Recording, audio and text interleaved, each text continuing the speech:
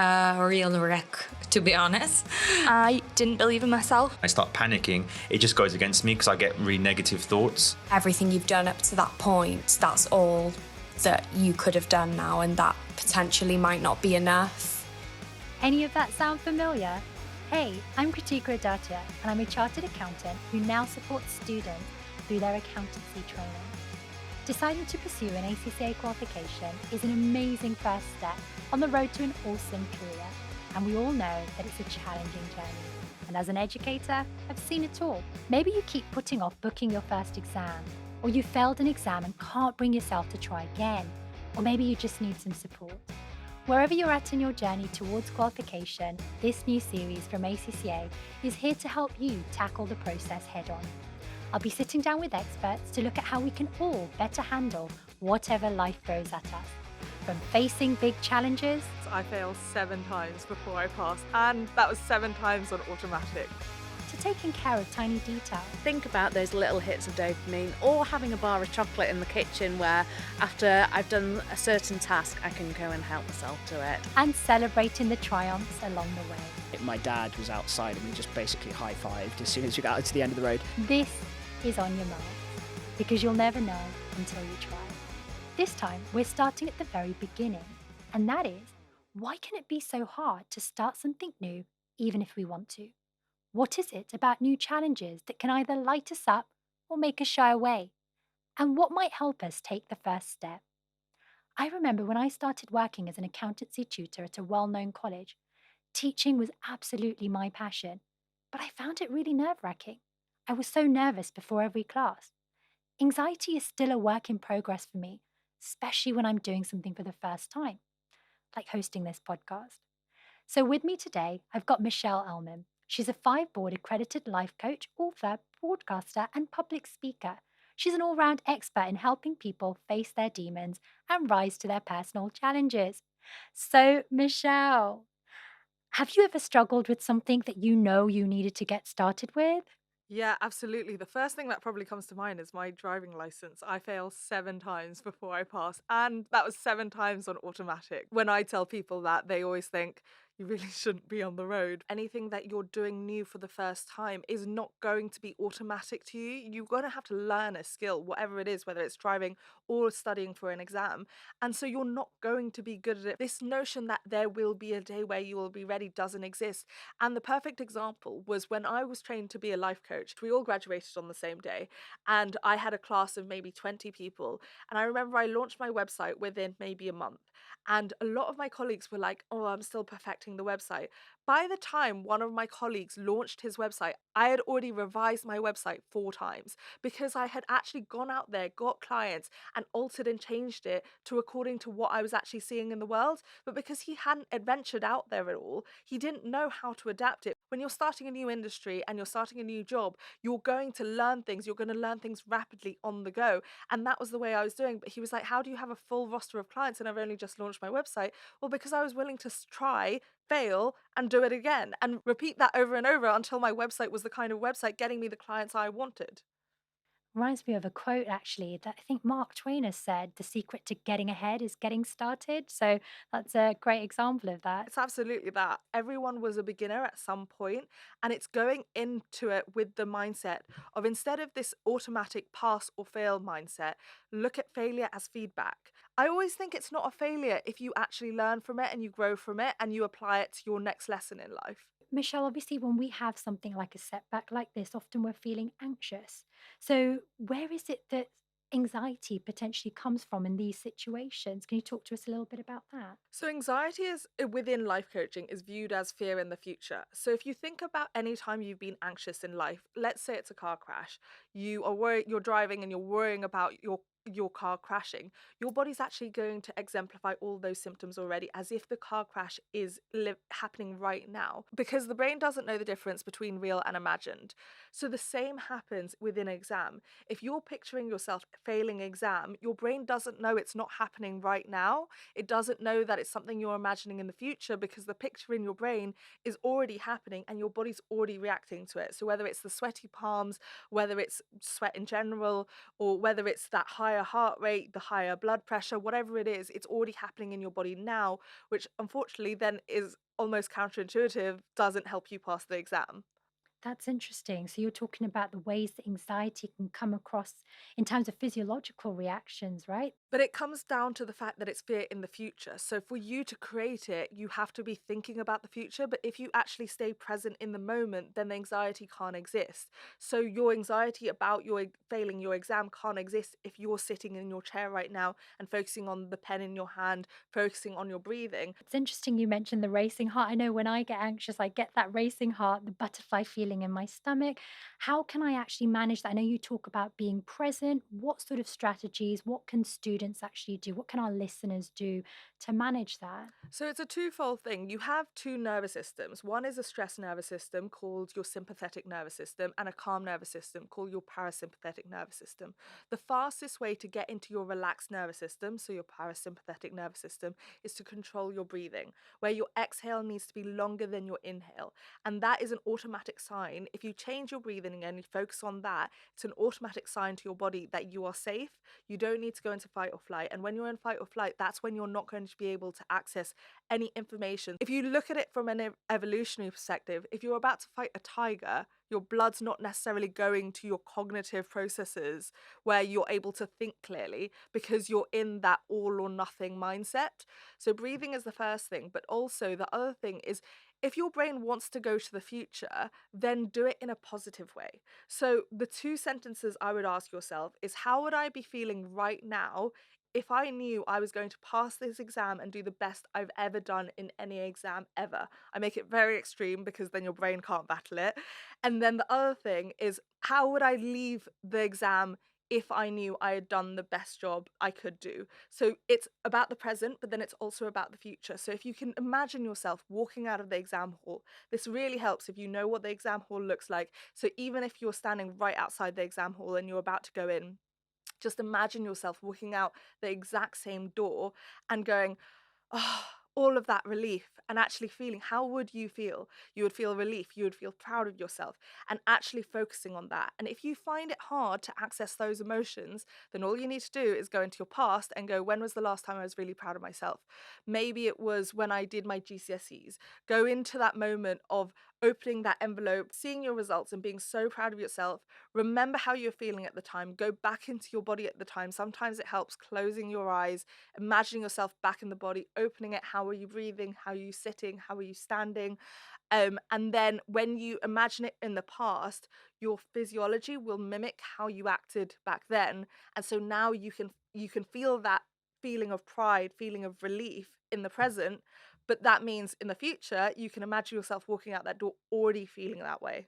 Amazing. What are some of the factors that can make it really difficult to actually get started with that new thing that you're starting off with? I think sometimes our goals are too big. So if your goal is to be an accountant, you're looking at so many mini goals within that. And actually, if you set a mini goal, it's a lot more achievable. You get the win from achieving the goal, and then that gives you more momentum to go on to the next step. But when you're looking at the bigger picture, it can be really daunting and also uncertain because it feels like you need to know all the answers in order to get there. But actually, going through the process will reveal answers and you might change your mind. So actually deciding, okay, what's the first step I need to do, and making a goal around that. And when you set goals, you want to make it as specific as possible. So the date you want to achieve it by, what exactly you want to achieve, and also some suggested ways as to how to get there. Sometimes we don't know how we're going to achieve a goal, but we just need to figure out the first few steps so that we can get on that road. And then it almost takes care of itself because it's all of that momentum, and you get that self-esteem from doing something rather than waiting on that self-esteem appearing for no reason. Now, obviously, we live in a society where, we're constantly seeing other people and their life stories on social media. And, when we think about our specific learners, especially when results come out, we see results being posted on social media. That comparison is something that's obviously something we end up naturally doing. So, how can we stop ourselves from comparing The what we interesting thing see? about comparison on social media, especially when it comes to work accomplishments, is that we see the accomplishment and we take it away from the context. So there's often a lot of work behind behind any accomplishment that anyone posts on social media, but it's so easy to go, oh, it's really easy for them. And you have to be aware of the story you're telling yourself and actually go back to what the facts are. The fact is they passed their exam, and you might be looking at that picture and feeling jealous because you've not booked yours yet. You're too scared to book yours yet. And actually, instead of looking at it as jealousy, look at it as inspiration, that that's actually spotlighting something that you really desire as well.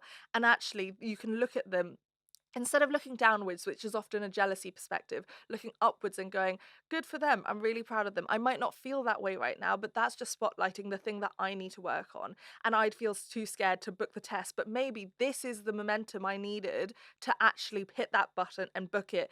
And I think when it comes to booking tests, you don't have to feel ready in that moment, because I think a lot of the time when it comes to taking that next step, we want to be confident already, when actually the fear doesn't really disappear at any point. So I always say, do it scared. The fear's not going to stop you unless you decide it can stop you. And Brene Brown often talks about how fear can be in the car, just not in the driver's seat. So don't let fear make the decision, but it's allowed to exist. So, what role does confidence then play in this? Because you did allude to the point about, you don't need to be fully confident at that point. But can you talk to us a little bit about the role of confidence in all of this? Well, I think confidence can be a lofty topic because what is it really measured by? And I think ultimately what it comes down to is your internal monologue. And if you're having conversations about how rubbish you are, or how you can't study very well, or how you have an awful memory, it can become a self-fulfilling prophecy. And so a lot of your confidence is actually down to believing in yourself and knowing that you're capable. But that doesn't mean you have to know you're going to boss the exam. It's the fact that you need to be able to know that whatever happens, you'll be okay. And that if you do fail and if it doesn't go well, you can take it again. And that you're going to be confident enough to be able to take that risk. So, it's about quieting that critical voice in your Mm, head. Now, I'm just thinking about learners that are coming through our accountancy qualification and potentially might have challenges like dyslexia yeah. or ADHD. What would your advice be to those sorts of students struggling with these sorts of challenges? Figure out what works for your brain.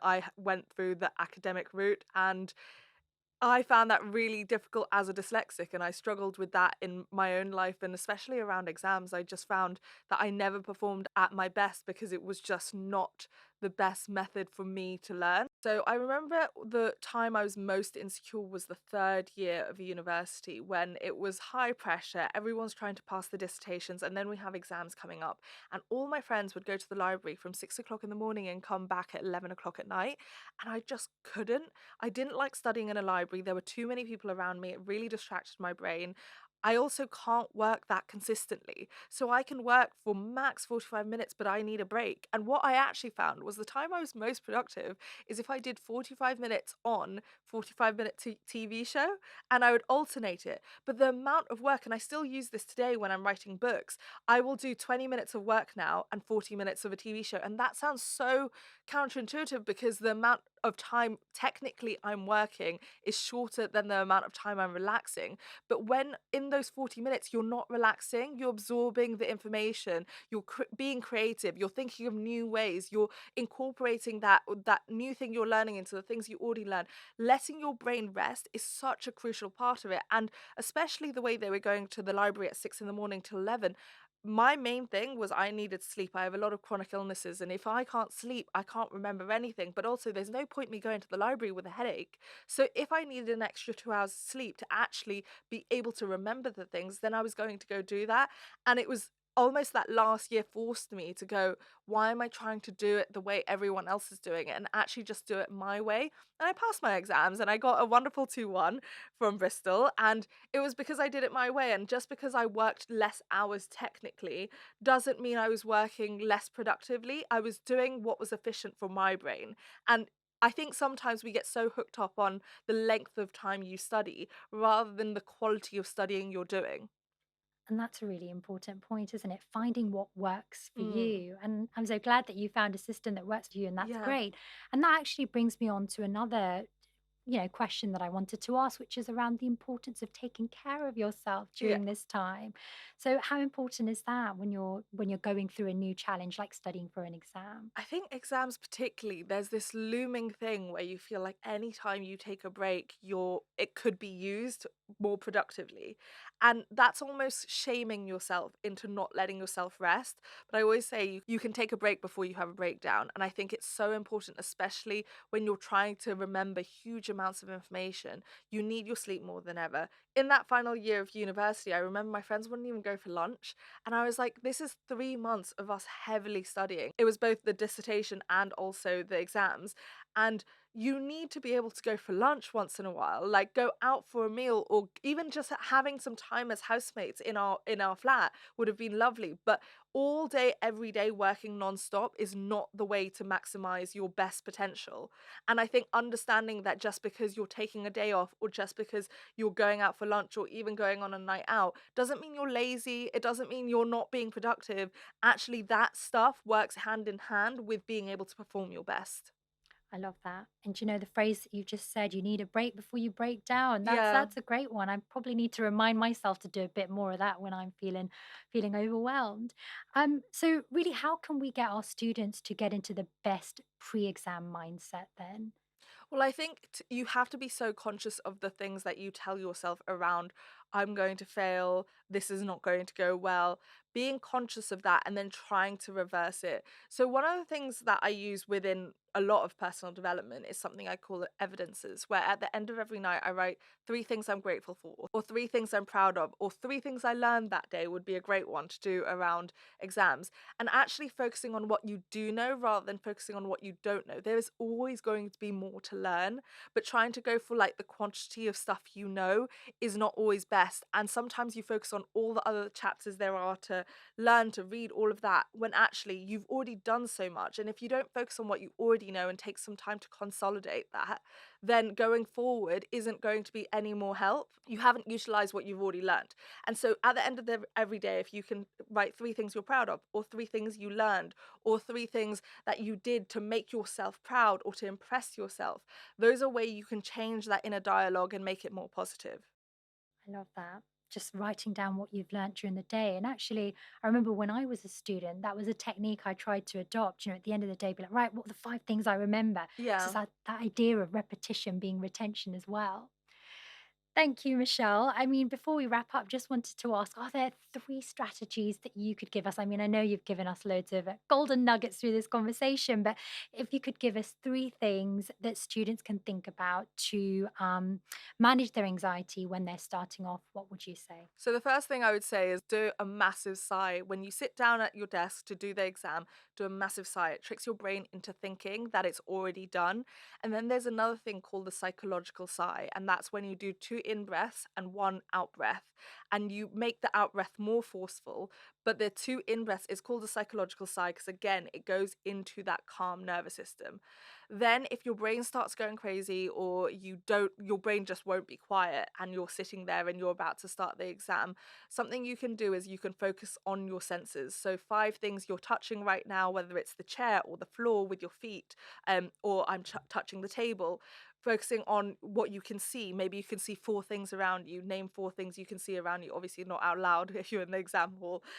What can you smell? What can you touch? What can you taste? All of those things ground you into the present and where you are right now. And then also try to enjoy it. Like, that sounds so weird when it comes to exams, but actually going into it being like, this is the time I get to prove myself. Like, rising to the challenge, seeing it as a challenge rather than a threat to you, and going, this is when I get to. It's also the close of a chapter, because if you've been studying, it's been so many months that actually this is the time.